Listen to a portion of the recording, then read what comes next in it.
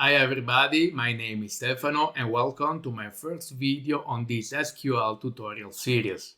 Whether you are a beginner or you have already some experience with SQL and you want to refine those skills, you have come to the right place. This series is divided into 3 levels. On the first one, I'll show you everything you need to know in order to get started, while later on, in the intermediate and advanced level, we will cover some more complex and advanced technique, ensuring you have a solid understanding on how to manage and manipulate data effectively. At the end of this series, instead, we will go through a portfolio project so that you can have a practical understanding on what you have learned till that point. So let's get started and let's have some fun together. In this tutorial, we will cover 3 basic steps: how to create a database, how to create a table under that database, and how to populate that table with data we created. So the first thing I will be doing is to create a database. To do that, let's just right-click on Database, then New Database, and finally, in this field here, we need to specify how we want to call our database. In this case, for example, we can call it SQL Tutorial, then click Enter. And as we can see, we have now on the left panel, under the Database folder, the database we have just created called SQL Tutorial. Now that we have created our database, let's create a table which will contain our data. To do that, we can use the code I have already written here, which basically says create a table called employee, and inside that table create a bunch of columns using the names and the data types as specified inside the parentheses. In other words, we want to have the first column named employee ID, and its data type should be int, which stands for integer.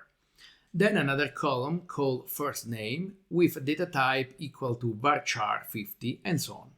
If you don't know what are the data types and what they mean, don't worry, because we will go through each of them probably in a dedicated video later on in the course. For now, let's just execute the code and let's see what it does. As we can see on the message below, the code has been executed successfully. However, another way to check that is to run the select star code, which basically says return all columns, star means all columns, from the table employee. As we can see, as a result, we obtain an empty table where only the header is visible as expected, as there are no data in our table yet. Now that we have our table, let's populate it with some data. One way to do that is through SQL code, such the one that we have here. This code essentially says insert into the employee table the values specified in each row between the parentheses. These values will follow the same order as the columns in the table.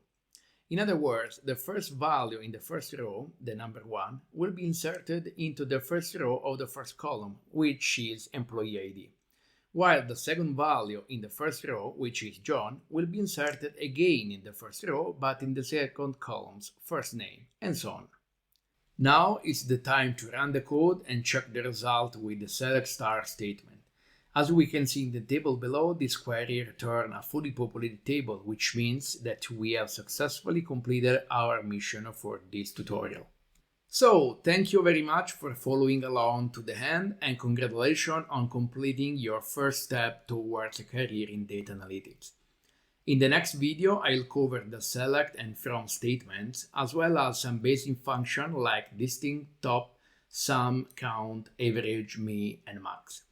If you enjoyed this tutorial, please like the video and subscribe to stay up to date with the latest releases. As always, if there is a specific topic you'd like me to cover, please let me know by leaving a comment in the section below. I hope you found this tutorial useful, and I look forward to seeing you in the next video.